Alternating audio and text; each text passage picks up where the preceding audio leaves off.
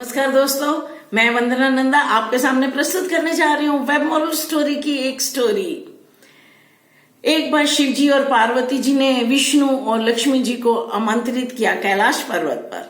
दोनों आए, दोनों का स्वागत हुआ। कुछ समय के बाद लक्ष्मी जी को ठंड लगने लगी। उन्होंने कहा, पार्वती तुम यहाँ कैसे रहती हो इतनी बर्फीली चोटियों में? तुम तो एक राजकुमारी हो, तुमने तो बहुत अच्छा जीवन व्यतीत किया है। इतना कठिन जीवन अब तुम्हें क्यों तुम रह रही हो इतने कठिन जीवन में? तुम एक बार मेरे भी बैकुंठ में आओ, मेरे घर में भी आओ। उन्होंने बैकुंठ लोक में शिव जी को और पार्वती को आमंत्रित किया। जब पार्वती जी गई वहां पे, देखा क्या भव्य, कितना आलीशान महल और कितनी सुंदर व्यवस्था वहां पे। अब पार्वती जी को बहुत अच्छा लगा, लेकिन साथ ही मन में ये बात आई कि मेरा घर भी होना चाहिए, हम क्यों रहें? शिव जी ने बहुत समझाया, पार्वती ये हमारे भाग्य में नहीं है, घर होना हमारे भाग्य में नहीं है। लेकिन पार्वती जी तो मान ही नहीं रही थी कि मुझे मेरा घर चाहिए, मुझे मेरा घर चाहिए। तो विश्वकर्मा जी को बुलाया गया। बहुत जल्द उन्होंने प्यारा सा महल खड़ा कर दिया सोने का। और वो दिन भी आ गया जिस दिन गृह प्रवेश था। अलग अलग लोकों से देवी देवता पधारे, पृथ्वी लोक से भी बहुत से ब्राह्मण आए।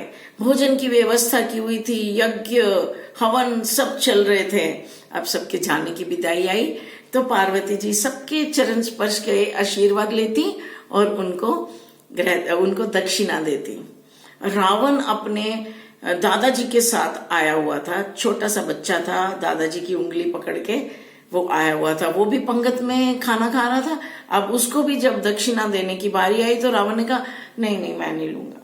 बच्चे ने जिद कर ली। पार्वती जी ने कहा, बेटा आप ले लो, नहीं तो मेरी पूजा सफल नहीं होगी। लेकिन रावण तो रावण था, बचपन में भी हट्टी। उसने कहा, नहीं मुझे नहीं चाहिए। पार्वती जी ने कहा, बेटा तुम्हें जो चाहिए तुम मुझे बताओ, मैं तुझे वही मंगवा के दूंगी। रावण ने कहा, मुझे ये सोने का महल दे दो। पार्वती जी बहुत चक्की रह गई। जिसके लिए मैं दक्षिणा दे रही हूँ, जिसके लिए मैंने इतना प्रबंध किया, क्या मेरे हाथ से वो भी चला जाएगा? लेकिन प्रॉमिस किया था जो मांगूंगे दूंगी। उन्होंने सोने का महल उनको दे दिया, लेकिन साथ में श्राप दिया, जैसे तुमने मेरा दिल जलाया, जैसे तुमने मेरा हृदय जलाया, मेरा महल ले जाके ये महल तुम्हारे पास भी नहीं रहेगा, जल के राख हो जाएगा। मेरी मम्मी ने तो मुझे बताया था कि दादा पोता खुद ही उठा के वो महल को, सोने के महल को ले गए थे लंका। लेकिन अभी वेरिएशंस पढ़ने को मिलती हैं कि विश्वकर्मा जी को बुलाया गया और महल ट्रांसफर किया गया वहां से लंका में। तो ये तो हम जानते ही हैं कि पार्वती जी का श्राप रावण के ऊपर लगा, क्योंकि हनुमान जी ने एक दिन सोने की लंका जला दी, जो कि उनकी नहीं थी, जो कि पार्वती जी ने अपने लिए तैयार की थी। तो दोस्तों, हमने एक चीज तो सीखी कि जब भी हम किसी से कुछ मांगे, ऐसा ना मांगे कि किसी का हृदय तार तार हो जाए, भस्म हो जाए, जल जाए, क्योंकि उसकी उसकी करा, उसका श्राप हम तक जरूर पहुंचेगा।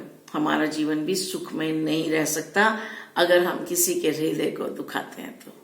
नमस्कार, जय हिंद।